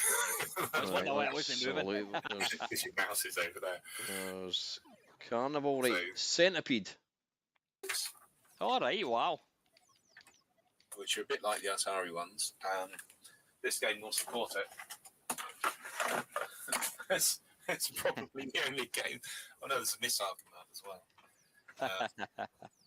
Have you done Missile Command? Is that a game you've ever fancied having a crack at? It's one I fancy doing as a port, but again, there's a reasonable version on the BBC, so it's. Ah, right. So this is obviously an early video before. Concentrate on the ones that. Right, I'm going to turn Richard down for a second. This is obviously before Missile Command came out. What game is that? Right, that's not really working either. There's Pac-Man. Right, Rally X. Yeah, it's not. I wouldn't say this is 100%. It doesn't look like the arcade one. Have we got sound? There's a bug on the display there that I've never seen in all the time I've been playing this, and I've played a few hours of it. I suppose this is quite unique, having you watching somebody else actually playing the game. Yeah, it does. Live, yeah. It does usually find bugs that nothing else has found, but I'm also a bit wary of BBEM now.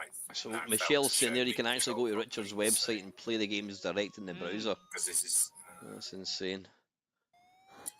Right, there's all my games up on Stardot as I work through. Look at that. That is arcade perfect. Before they're finished, or basically they're finished when people stop complaining about them. So.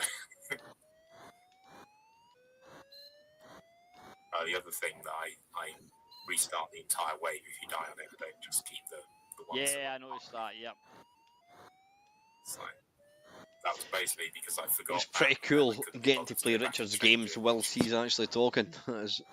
He's a cracking lad. Come on, that. Nearly got it.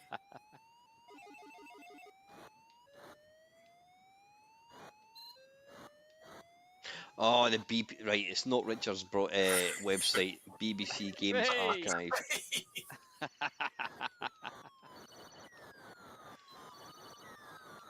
You're gonna find this hard. Very hard. There we go. That is. Oh, and that's another one I didn't look at. I mean, look at that. That is Space Invaders. So, yeah. I think actually the original programmer said that was a happy coincidence that happened. Yeah. Arcade perfect. Yeah, I'm very proud of Scramble because of the software scrolling. It's got the whole game, apart from the. Oh, I can't remember. Guess what game we finished with? That was the Mamemeister version. We never actually did see that game get released. Holly has said it will get released, but I won't hold my breath. It has been a while. It's been a while in the making, but I know real life does take over. Right, anyway, folks, listen, I'm starting to warble a wee bit. I'm going to turn that off. It's distracting me. You can disappear. Right, folks, listen, I hope you have a fantastic long weekend. Well, it's Monday tomorrow. I'm off as well, which is excellent. There will be a couple of videos coming out. I did another video with my mate Juno, showcasing a game which will be coming out next week. I may or may not, depending on how I can be bothered. If you want, do people want to watch another history of the BBS? Let me know. If you do, I'll maybe try and tie up at some point next week. And yeah, until next time, folks. As always, as I hurriedly look for the outro bit, as always, thank you very much for watching.